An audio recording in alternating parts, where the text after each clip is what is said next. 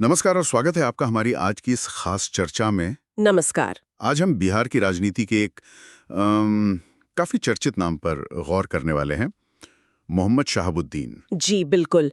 और हमारे पास जो जानकारी है वो कई मीडिया रिपोर्ट्स, कुछ लेख और अदालती फैसलों के अंशों से ली गई है। हाँ, तो कोशिश यही रहेगी कि इन स्रोतों के आधार पर उनके राजनीतिक सफर को समझें। और साथ ही उनसे जुड़े जो गंभीर आपराधिक मामले हैं उनके मुख्य पहलू क्या है, जैसा इन दस्तावेजों में बताया गया है। बिल्कुल, मतलब मकसद साफ है, जो ये अलग अलग जगह जानकारी है उसे एक साथ रखकर देखना कि भाई तस्वीर क्या बनती है। जी तो चलिए फिर शुरू करते हैं, उनके राजनीतिक करियर से बात शुरू करते हैं। जैसा स्रोतों में है, वो राष्ट्रीय जनता दल आरजेडी से जुड़े थे, है ना? हाँ, आरजेडी से उनका जुड़ाव था और बिहार की एक प्रमुख पार्टी रही है आरजेडी। और स्रोत ये भी बताते हैं कि शहाबुद्दीन उसके एक कद्दावर नेता माने जाते थे उस वक्त। इतना ही नहीं, जैसे इकोनॉमिक टाइम्स और डेक्कन क्रॉनिकल की रिपोर्ट्स देखें हाँ। तो वो बिहार के सिवान लोकसभा क्षेत्र से हाँ, एक बार नहीं बल्कि कई बार सांसद चुने गए, एमपी रहे। कई बार सिवान से, ये तो बड़ी बात है। ये उनके राजनीतिक रसूख को दिखाता है, उस दौर में तो जरूर। बिल्कुल, दिखाता है कि उस क्षेत्र में उनकी पकड़ थी। अच्छा, ये तो राष्ट्रीय स्तर की बात हुई, लेकिन उनकी शुरुआत सांसद बनने से पहले भी वो राजनीति में थे क्या? विधायक वगैरह भी रहे? जी हाँ, एक स्रोत है, शायद इकोनॉमिक टाइम्स की ही रिपोर्ट थी, उसमें जिक्र है कि लोकसभा जाने से पहले वो विधायक भी थे। विधायक कहाँ से? जीरादेई विधानसभा क्षेत्र से एमएलए रहे थे वो। अच्छा, जीरादेई से। तो सफर राज्य की राजनीति से शुरू हुआ, फिर राष्ट्रीय स्तर तक गया। हाँ, ऐसा ही लगता है इन दस्तावेजों को देखकर तो। ये दिलचस्प है, विधायक से सांसद, और वो भी कई बार सिवान जैसे क्षेत्र से। अगर हम उस समय के बिहार के माहौल को देखें, जैसा इन स्रोतों से अंदाजा लगता है, तो ये क्या बताता है? देखिए, स्रोत सीधे सीधे विश्लेषण तो नहीं करते, लेकिन तथ्य जो है, जैसे आरजेडी से जुड़ाव, बार बार चुनाव जीतना, वो इशारा करते हैं कि भाई उस दौर में बिहार की राजनीति में और खासकर सिवान में उनका काफी प्रभाव रहा होगा। हाँ, आरजेडी का भी वो एक अहम दौर था। जी, और बार बार एक ही सीट से जीतना ये दिखाता है कि जमीनी स्तर पर पकड़ मजबूत रही होगी, ऐसा कह सकते हैं इन रिपोर्ट्स के आधार पर। ये तो हुआ उनके राजनीतिक करियर का एक पहलू, लेकिन जैसा आपने शुरू में कहा था, इन स्रोतों का एक बड़ा हिस्सा वो उनके आपराधिक मामलों पर भी है। बिल्कुल, यहीं पर कहानी एक कह सकते हैं गंभीर मोड़ लेती है। हाँ, राजनीतिक कद तो था, लेकिन साथ साथ आपराधिक आरोपों और मुकदमों का भी जिक्र है। और सिर्फ छोटे मोटे आरोप नहीं, हत्या, अपहरण जैसे बहुत संगीन मामले हैं जिनका जिक्र बार बार आता है इन रिपोर्ट्स में। तो चलिए उन मामलों पर ही आते हैं।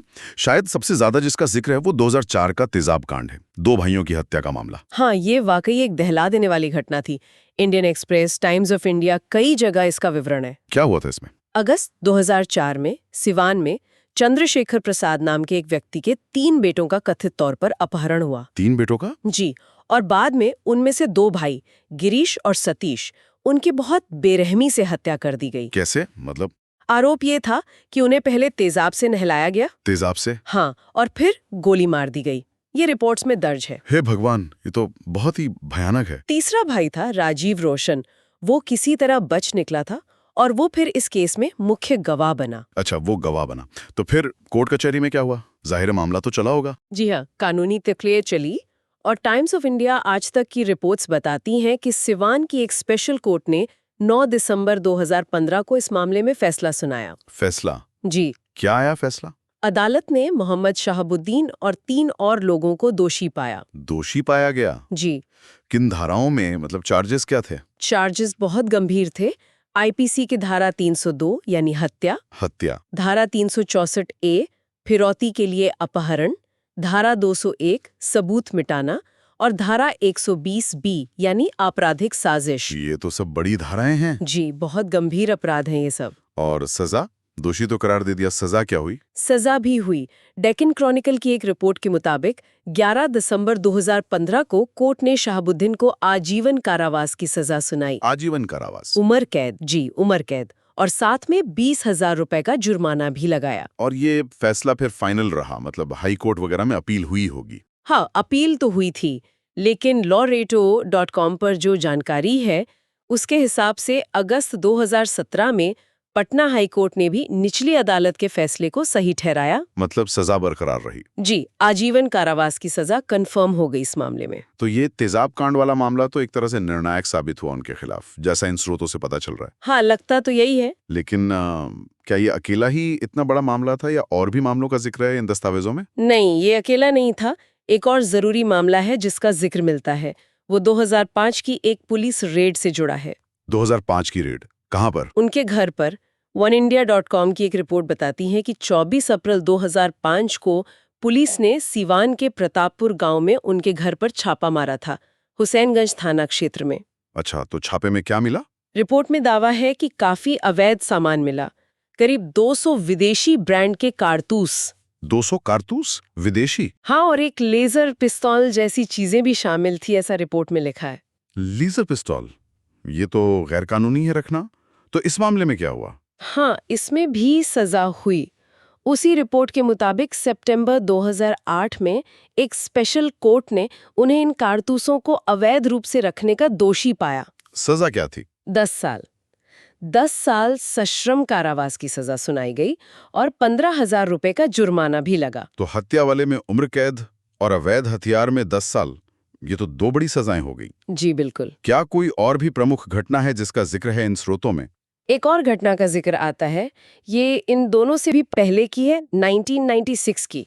पुलिस अधिकारी पर हमले से जुड़ी हुई। पुलिस अफसर पर हमला कब और कैसे? टाइम्स ऑफ इंडिया के एक लेख का जिक्र है। उसमें बताया गया है कि 3 मई 1996 को सिवान के जो तत्कालीन एसपी थे, SK Singhal, superintendent of police पर। जी, एसपी सिंगल पर हमला किया गया था। ये घटना भी काफी चर्चित हुई थी उस वक्त। और क्या इसमें भी उनको दोषी पाया गया? हाँ, टाइम्स ऑफ इंडिया की ही रिपोर्ट है जो बताती है कि अगस्त 2007 में, मतलब घटना के कई साल बाद, एक स्पेशल कोर्ट ने इस मामले में उनकी कथित भूमिका के लिए उन्हें दोषी ठहराया था। तो ये तीसरा बड़ा मामला हो गया जिसमें सजा हुई। तेजाब कांड, अवैध हथियार और पुलिस पर हमला। जी, इन तीनों में दोष सिद्धि का जिक्र मिलता है। लेकिन कुछ स्रोत तो ये भी कहते हैं कि उन पर केस बहुत ज्यादा थे संख्या में। हाँ, बिल्कुल। न्यू इंडियन एक्सप्रेस की एक रिपोर्ट का जिक्र करना जरूरी है यहाँ। वो रिपोर्ट कहती है कि शहाबुद्दीन पर हत्या, जबरन वसूली, अपहरण, आर्म्स एक्ट, ऐसे कई तरह के आपराधिक मामले दर्ज थे। कितने, कोई अंदाजा? उसी रिपोर्ट में एक जगह लिखा है कि एक समय पर उन पर लगभग 32 मामले चल रहे थे। 32 मामले? ये तो बहुत बड़ी संख्या है। जी हाँ, काफी बड़ी संख्या है ये। लेकिन क्या सभी में सजा हुई या कुछ में बरी भी हुए? नहीं, ये समझना जरूरी है। सभी में सजा नहीं हुई। कुछ मामलों में वो बरी भी हुए थे। जैसे कि? कोई उदाहरण है? हाँ, न्यू इंडियन एक्सप्रेस की ही रिपोर्ट एक और केस का जिक्र करती है। जमशेदपुर में 1989 में एक 13 हत्याकांड हुआ था। 1989 का? Triple murder. जी। इस मामले में उन पर आरोप थे, लेकिन 2017 में अदालत ने उन्हें सबूतों के अभाव में बरी कर दिया। अच्छा। तो मतलब पिक्चर थोड़ी मिली जुली है। एक तरफ गंभीर अपराधों में लंबी सजाएं हैं, हाँ, आजीवन कारावास तक के, और दूसरी तरफ कुछ मामलों में बरी होना भी है। तो इन सब जानकारियों को अगर एक साथ रखें तो स्रोतों के मुताबिक उनकी स्थिति क्या थी, मतलब हाल के सालों में? देखिए, जो जानकारी इन स्रोतों से मिलती है, जैसे इकोनॉमिक टाइम्स की रिपोर्ट वगैरह, उससे यही पता चलता है कि मोहम्मद शहाबुद्दीन कई सालों से जेल में बंद थे। जेल में थे? जी, अपनी सजा काट रहे थे, जिसमें वो तेजाब कांड वाली आजीवन कारावास की सजा मुख्य थी। हमें ये ध्यान रखना चाहिए कि उनकी मृत्यु मई 2021 में हुई, लेकिन वो जानकारी इन विशिष्ट स्रोतों के दायरे से बाहर है। हम सिर्फ स्रोतों पर आधारित बात कर रहे हैं। हाँ, तो स्रोतों के हिसाब से वो सजा याफ्ता कैदी थे जेल में। जी। और जैसा कि कई स्रोत इशारा करते हैं, उनके पूरे करियर और इन मामलों को अक्सर बिहार की राजनीति के एक खास पैटर्न से जोड़ा जाता है, जिसे बाहुबल की राजनीति कहते हैं कुछ लोग। हाँ, ये शब्द शायद सीधे इस्तेमाल ना हुआ हो हर जगह, लेकिन जो तस्वीर बनती है, एक तरफ लगातार चुनावी जीत, राजनीतिक दबदबा, और दूसरी तरफ इतने गंभीर आपराधिक मामले, सजा होना, इसे कई लोग उसी बाहुबली राजनीति के उदाहरण की तरह देखते हैं। ये इन रिपोर्टों के निहितार्थ से समझा जा सकता है। तो क्या ये स्रोत इस पहलू पर और कुछ बताते हैं? मतलब ये कैसे मुमकिन होता था कि इतने आरोपों और सजाओं के बाद भी दबदबा बना रहा, जैसा बार बार सांसद चुने जाने से लगता है? स्रोत सीधे तौर पर विश्लेषण नहीं देते, पर सवाल जरूर खड़े करते हैं। इन विवरणों को पढ़कर सोचना पड़ता है कि उस दौर में कानून व्यवस्था की स्थिति क्या थी। हाँ, क्या राजनीतिक संरक्षण मिलता था और जिसे अपराधी राजनेता गठजोड़ कहते हैं, क्या वो सक्रिय था? ये सारे सवाल इन रिपोर्टों में जो तथ्य बिखरे हैं उनके बीच से उठते हैं। सही बात है।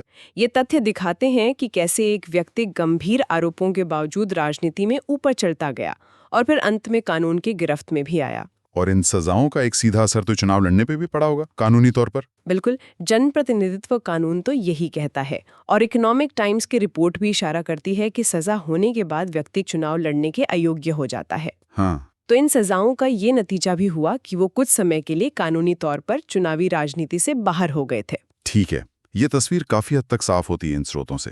बस एक छोटी सी बात, नाम की स्पेलिंग में कोई फर्क है क्या? स्रोतों में हमने मोहम्मद शहाबुद्दीन इस्तेमाल किया है। हाँ, ये अच्छा पॉइंट है। कहीं मोहम्मद शहाबुद्दीन लिखा है, कहीं एमडी शहाबुद्दीन। थोड़ा बहुत फर्क मिलता है अलग अलग जगह। मामूली अंतर है, पर है। जी। और एक बात शायद दोहराना जरूरी है कि ये सारी जानकारी मीडिया रिपोर्ट्स और कुछ कानूनी दस्तावेजों पर ही आधारित है। निश्चित रूप से ये बहुत महत्वपूर्ण है समझना कि ये चर्चा पूरी तरह से हमें दी गई सामग्री पर आधारित है। हो सकता है कुछ और मामले हों या किसी अपील की मौजूदा स्थिति कुछ और हो जो इन खास दस्तावेजों में ना हो, तो इसे हम इन स्रोतों से मिली जानकारी का एक स्नैपशॉट समझ सकते हैं। शायद पूरी कहानी का हर पन्ना ना हो इसमें। बिल्कुल। तो चलिए अब तक जो हमने बात की उसे समेटते हैं। हमने इन स्रोतों के आधार पर देखा कि मोहम्मद शहाबुद्दीन आरजेडी के एक अहम नेता थे बिहार में। जी सिवान से कई बार सांसद रहे, उससे पहले विधायक भी थे। जी। लेकिन उनके राजनीतिक करियर के साथ साथ बहुत गंभीर आपराधिक मामले भी जुड़े, हाँ, कई मामले। जिनमें से कुछ बड़े मामलों में जैसे 2004 का तेजाब कांड, 2005 का अवैध हथियार मामला, 1996 का पुलिस पर हमला मामला, इनमें उन्हें लंबी सजाएं हुई, आजीवन कारावास तक की सजा। जी, सजा हुई। वहीं कुछ दूसरे मामलों में जैसे जमशेदपुर वाला तेहरा हत्याकांड, उसमें वो सबूत ना होने के कारण बरी भी हुए। हाँ, बरी भी हुए। और स्रोतों के अनुसार वो अपनी सजा काट रहे थे, कई साल जेल में थे। और अक्सर उनके केस को उस दौर की राजनीति में अपराध के असर या बाहुबल के उदाहरण की तरह देखा जाता है। बिल्कुल।